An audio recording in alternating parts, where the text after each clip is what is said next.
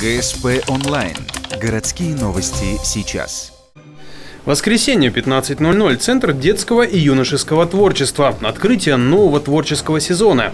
Свои таланты и достижения демонстрируют все кружки и секции. Есть даже дефиле. Клуб вязания «Веселые петельки» демонстрирует одежду, сшитую своими руками. Например, длинное платье до пола – это полгода трудов.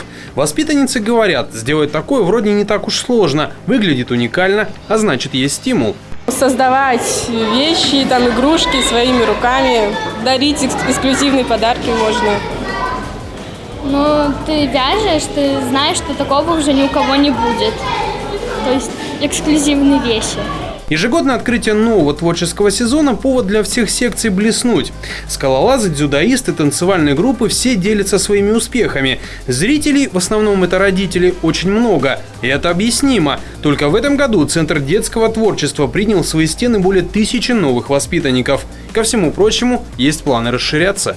Хотим, чтобы у нас появились такие, например, творческие кружки для детей и малышей, для мам и малышей от года до 3. Потому что очень часто спрашивают у нас. Хотим, чтобы у нас появился иностранный язык в игровой форме. Хотим, наверное, сейчас еще расширить деятельность художественных кружков, может быть, вести какую-то глину.